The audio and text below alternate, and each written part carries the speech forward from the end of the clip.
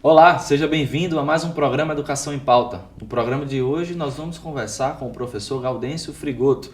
Ele é professor doutor da Universidade Estadual do Rio de Janeiro e professor também titular aposentado da Faculdade da Universidade Federal Fluminense.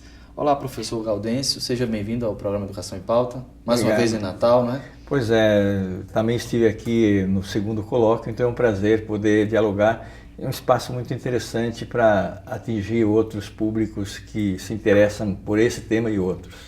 O professor Gaudêncio que esteve em Natal, no terceiro colóquio nacional, e falou sobre uma década do decreto 5.154 de 2004 e também sobre o PROEJA, né, professor? Como é que o senhor vê, então, a importância de... Já estamos na terceira edição desse colóquio que vem discutindo essa temática na área da educação. O Instituto Federal Natal, ele tem já uma longa tradição de promover, digamos, ideias que antecipam, digamos, políticas mais amplas. Já no início da década, aqui se discutiu uma proposta curricular diferenciada ainda à época dos Cefetes, né? E o terceiro colóquio revela essa marca do Instituto, né? Evidentemente que é uma proposta sempre vinculada com ênfase à grande maioria da população brasileira que não tem acesso ainda àquilo que nós temos acesso. No debate de hoje eu estava apresentando dados que são 60 e poucos milhões de brasileiros que têm apenas 4 anos de escolaridade. Nós temos 10 milhões de jovens que não estudam e nem trabalham. Na verdade, fazem alguma coisa. A maior parte estão no campo do trabalho ilegal ou ilícito. Só que a sociedade não vê. A sociedade quer diminuir a idade penal apenas, né? Mas qual é a chance que a sociedade dá?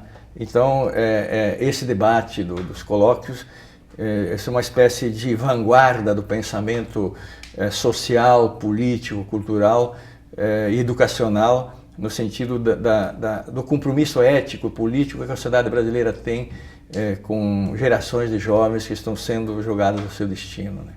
E vem transferir também e perpetuar esse conhecimento, né, entre os diversos professores e apresentação de trabalho.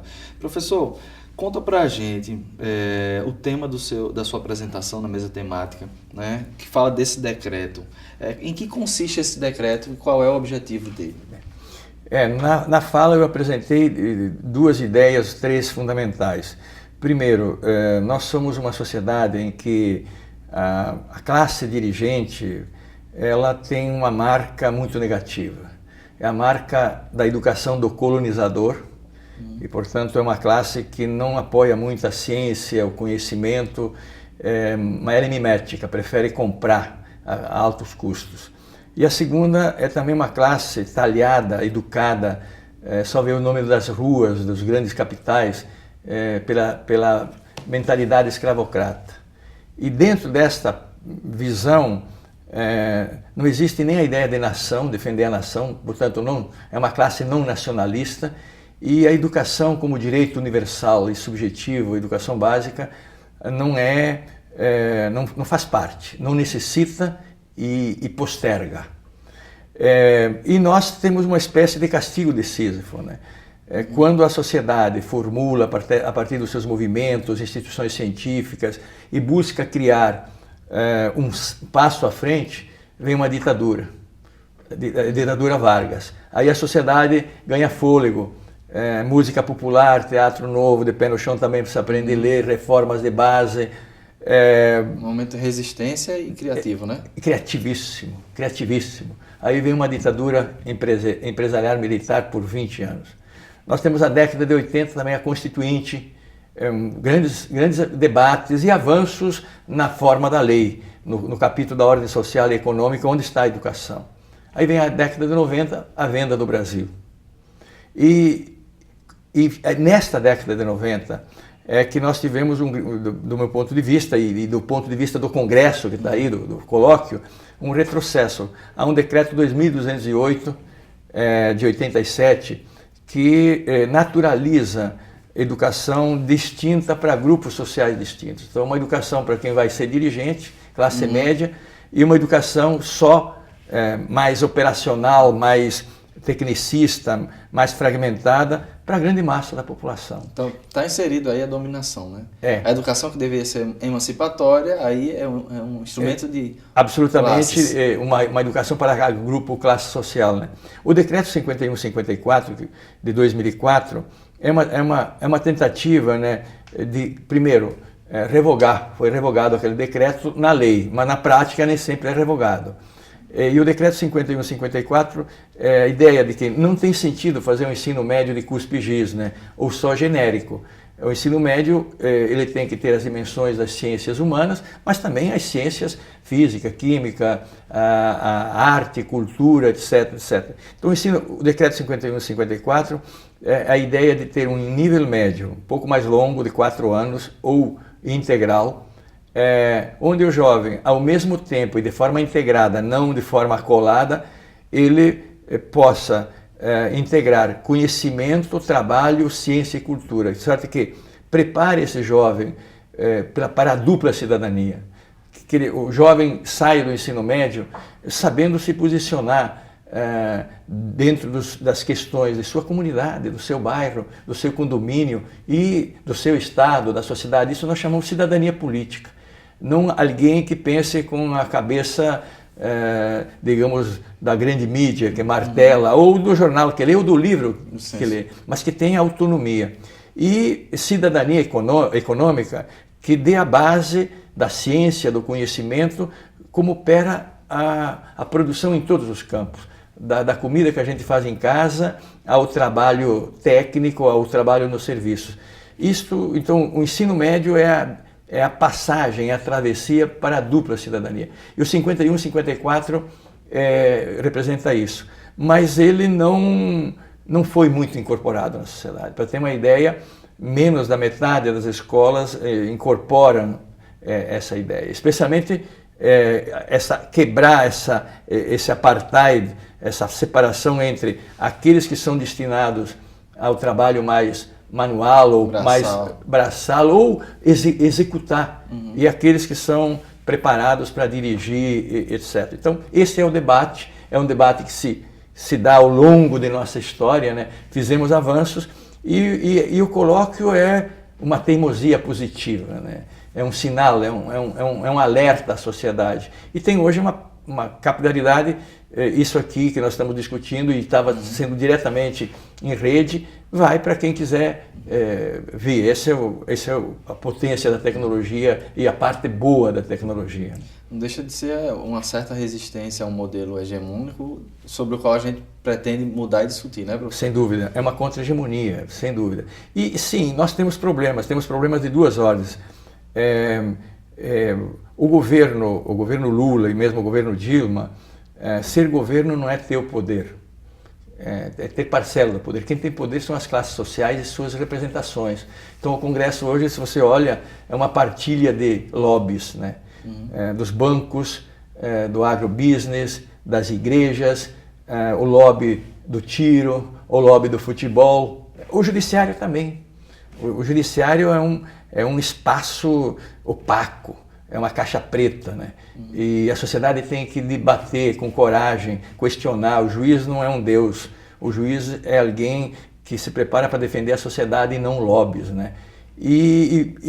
Então, há uma resistência a tudo o que possa exatamente fazer um avanço e incluir aqueles que, por direito, deviam estar numa escola como esta. Eu ontem fiquei emocionado na abertura, ouvindo um concerto de piano e de violino, e hoje 3, 4 músicas da música popular de melhor qualidade. Isso é educativo, né? Isso é uma escola. E portanto, sem dúvida, tanto o decreto quanto a luta para a sua implementação é um exercício permanente e capilar, né, de resistência.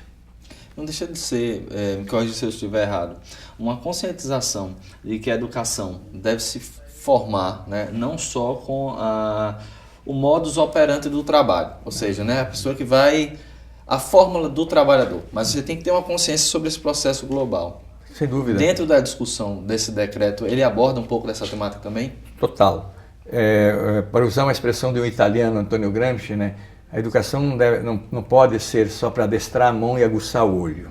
A síntese da tua pergunta, portanto, é absolutamente correta. E ele fala sobre processo contra-hegemônico, né? O Gramsci. Sem dúvida, a hegemonia e contra-hegemonia. E sim, porque o ensino médio integrado, a gente diz que é a travessia por uma concepção de uma educação politécnica ou omnilateral. O omnilateral vem do latim, isto é, uma educação que compreenda e desenvolva todas as dimensões do humano. E por isso que se chama básica, porque é da base. Portanto, ela não podia ser adestradora do olho e da mão. Ou então, do grego, politekné. A tradução literal seria o cara que domina as diferentes técnicas. Não, o sentido é que o ensino fundamental, médio, isso é a educação básica, dê a base para que esse jovem possa seguir os mais diferentes caminhos. Se ele vai fazer cinema, jornalismo, ou arquitetura, ou engenharia, ele vai se profissionalizar. Mas ele tem uma base de entender todas as áreas e, portanto, de dialogar com as diferentes áreas. Por isso, educação básica é o que dá a base. Professor, um dos temas norteadores, ou talvez o principal do colóquio, é exatamente o Plano Nacional de Educação, né, com vigor 2014 e 2024. Como esse decreto ele faz ligações ou transversaliza essa ideia do plano a partir dessa discussão? Sim, primeiramente registrar naquela ideia que eu coloquei de que a classe dirigente, dominante brasileira, que está em todos os setores, até nas igrejas, ela sempre busca um subterfúgio na lei, entende? Então, então, aquilo que vem da sociedade é postergado. Então, a LDB, por exemplo, dos anos 90, foi cozinhada, postergada, até aparecer um substitutivo. O Plano Nacional ficou 4 anos no Congresso sendo estraçalhado. Há avanços, e uma das questões é exatamente a incorporação da ideia do integrado.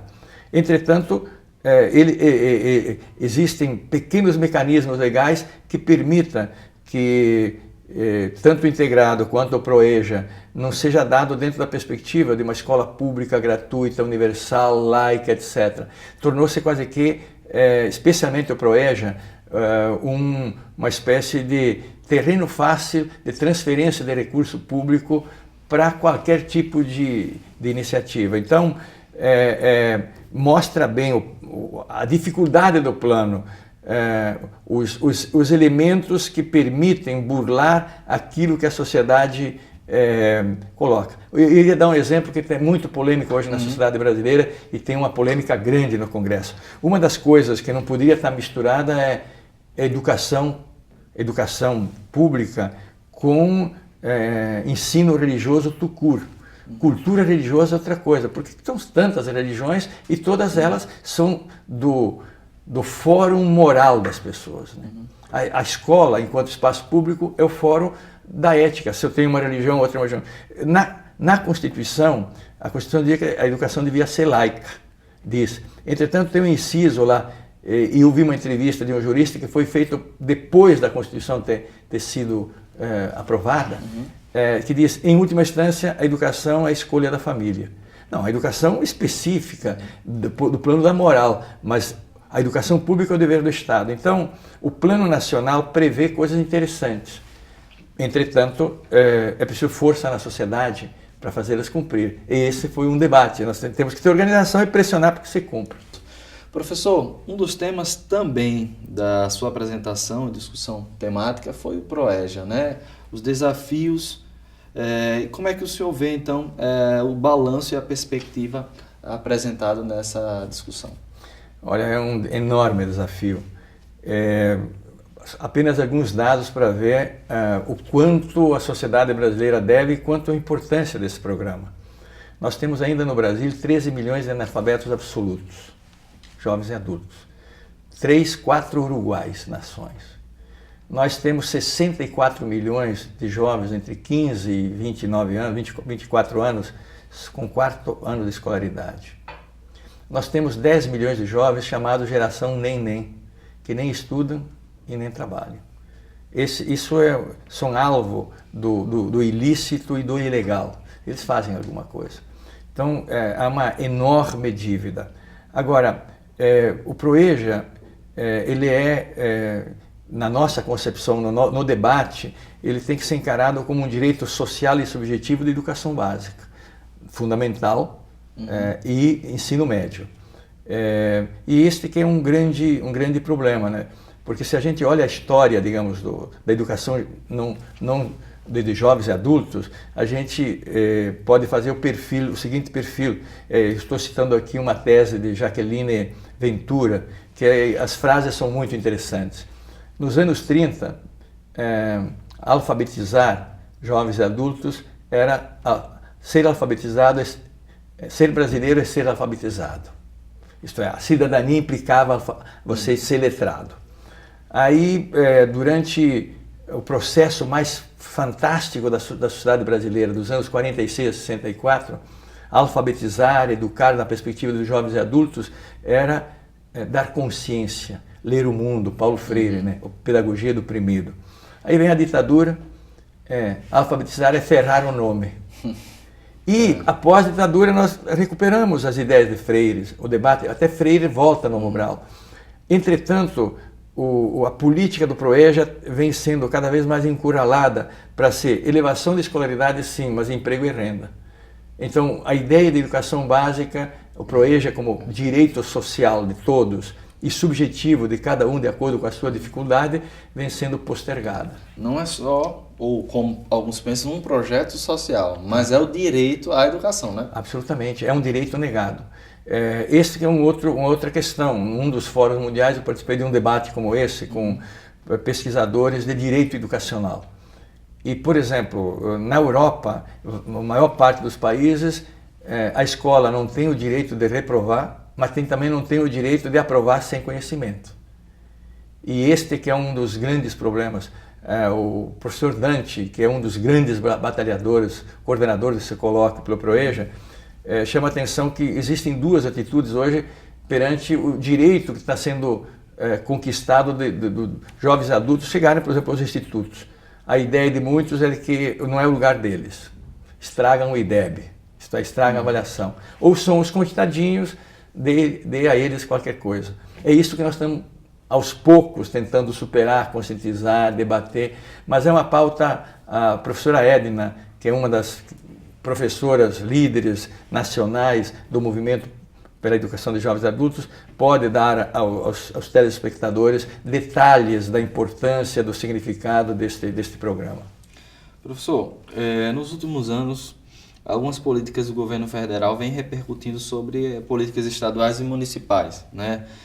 Para citar algumas direções que terminam acontecendo contraditórias, e eu vou pedir para o senhor poder me ajudar nessa questão. Por exemplo, esse decreto que a gente está estudando, 5.051/54, fala dos cursos técnicos integrados. O 5840 de 2006 fala da oferta do PROEJA. Também o 6302 sinalizam sempre uma integração entre esse ensino médio e a educação profissional, né? Já o que a gente está vendo no último governo, por exemplo, com a lei do Pronatec, talvez dissocie essas outras diretrizes. Como é que o senhor vê essa dualidade? Tá. Primeiramente, nós somos um sistema federativo, né? E a partir da Constituição, o município tem jurisdição sobre o ensino fundamental, infantil e fundamental, o Estado sobre o ensino médio, dominantemente, e a Federação, o ensino superior, a rede dos institutos federais, das escolas técnicas, e tem um sentido complementar. Uma dificuldade enorme, porque qualquer política nacional, como é o 51/54, os estados não são obrigados a incorporar. O 2208, que eu falei, de 97, ele obrigava pelo recurso. O decreto 51, ou você faz ou você não tem recurso, né? Então, esta é uma primeira dificuldade. O segundo, sim, é que tanto o PROEJA quanto o 51/54 foi atravessado pelo Pronatec, né? Esse eu acho que é um grande equívoco. E aí é interessante, eu tenho um dado para mostrar como nós não andamos nessa questão. Em 1962, 63, quando João Goulart assumiu o governo, quem era ministro do Planejamento era Celso Furtado. E era um momento que vinha do governo JK 50 anos em 5, então precisando de muita mão de obra. Criou-se um programa chamado PIPMOI, Programa Intensivo de Formação de Mão de Obra, para durar 10 meses. Durou 19 anos e 10 meses. Então, a exceção virou permanência. Pois bem, veio a ditadura, tentou-se a educação profissional compulsória, que não pegou. Aí chegamos à década de 90, o Plan FOR, que é um programa também de formação de mão de obra intensiva. E chegamos em 2011 o Pronatec, isto é, em 80 anos nós reeditamos coisas para resolver o mesmo problema, isto é, não está resolvida a educação básica. Eu fiz um artigo para o jornal Le Monde Diplomatique em português, que todas essas políticas, Pronatec, todas elas são um castelo em cima da areia, né? Aqui a praia de Natal e veio fazer um castelo em cima da areia, porque não tem a base. Então, um curso do Pronatec de 200 horas para você e para mim, na área que a gente se formou e com a base, é muita coisa. Para quem não tem educação básica, não é nada. Então é dinheiro jogado fora em maior parte. E atravessa políticas importantes, isso como os estados ficam doidos, os institutos ficam doidos. Tem uma com a peneira, né? Tem uma profusão de programas. São estatísticas que aumentam os números, mas não qualificam as coisas numeradas, né? E esse é um desafio. Entretanto, eu acho que a sociedade andou. Veja bem, a expansão, por exemplo, dos institutos. Olha que coisa, eu estou fazendo uma pesquisa e mostra que em algumas comunidades do interior a população vai ao instituto porque nunca viram um elevador. Então, classe média já viu muitos elevadores, já viajou, etc.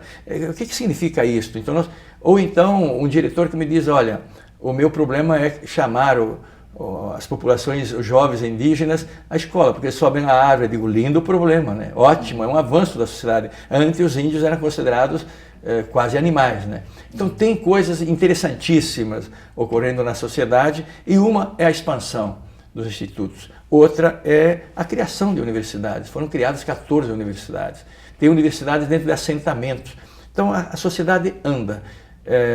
E as mudanças o povo em algum momento vai fazer. Nós vivemos hoje na sociedade brasileira um momento muito complicado.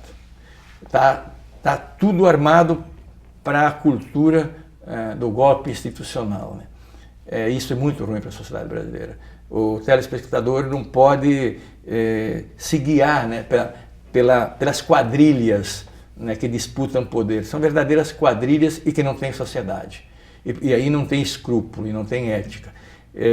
Nós comentamos muito no Congresso isso. Quem tem 40 anos para mais sabe o que é ter vivido sob uma ditadura, né? E não é preciso a ditadura militar, os militares não querem, não há clima para isso, já fazem autocrítica.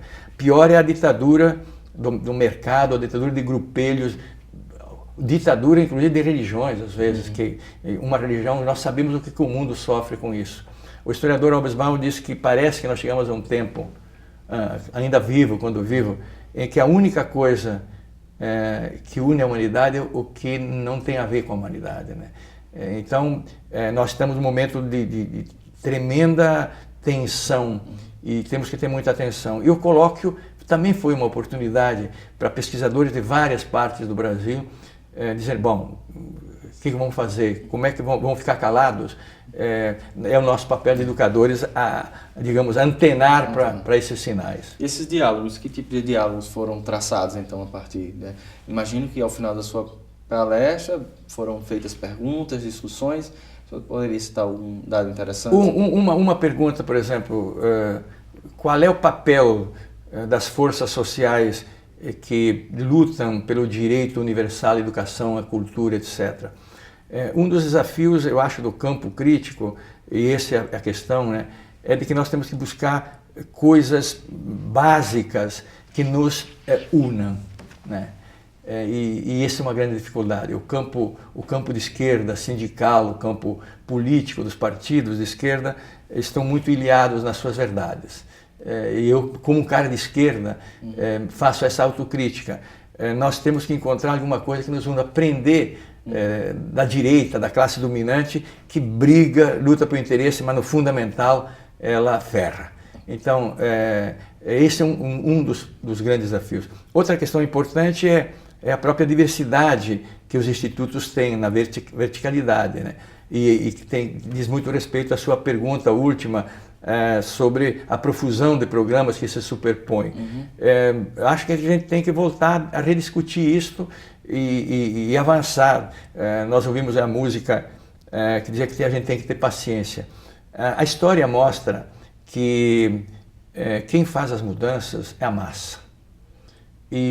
Mas a massa não sabe organizar o dia seguinte. Esse é o papel dos dirigentes, dos líderes. E seminários como esse, debates, servem para isso. O que fazer quando o povo disser basta? E a gente vive nesse momento onde a gente tinha, por exemplo, financiamentos, agora tem uma recessão, mas não deixamos de estar ainda nesse momento de transformação da educação. Sim, o Plano Nacional de Educação, nesse sentido, é um avanço. Ele prevê uma pauta até 2024, né, de chegar em 2024 com 10% do PIB. 10% do PIB não é necessário o tempo todo. Nós precisaríamos fazer um esforço, talvez, de 4, 5, 6, uma década, 12, 13, depois baixar para o nível do que o mundo. O mundo onde as democracias são sólidas, onde o cidadão tem direitos, onde a educação básica é universal, 4, 5% do PIB está de bom tamanho. Aqui nós temos uma dívida social e educacional enorme, mas eu não espero nada da classe, não espero nada do judiciário, do parlamento, muito pouco. Eu espero da sociedade. A história e a sociedade... É dela que vem a transformação, né? É dela que vem. Professor, o nosso tempo está terminando, mas agradecemos mais uma vez a sua entrevista e a contribuição com esse tema bastante significativo para a educação profissional, para quem gosta sobre educação e para quem está em casa também acompanhando. Eu agradeço, porque este é um espaço importante, é um espaço contra-hegemônico, é um espaço de criar inclusive o dissenso. Discordar não é ruim, mas nós temos que buscar consenso com o olho na sociedade, com o olho desses 10 milhões que podem bater a nossa porta com uma arma. Esse que é o problema, e a classe média não está vendo isso. E a grande mídia também não mostra isso. Apoia a idade penal, é criar mais gente treinada no crime. Eu agradeço muito ter esse espaço e felicito aqui o Instituto por ter esse espaço. Ok, muito obrigado. Você de casa, se gosta de educação, de temas que são vinculados e transmitidos pelo nosso programa, curte e compartilha a nossa fanpage do Campus de Educação à Distância, tá bom? A gente termina mais um programa e se vê na próxima semana, 10 horas da manhã e também com representação aos domingos. Até lá, tchau, tchau.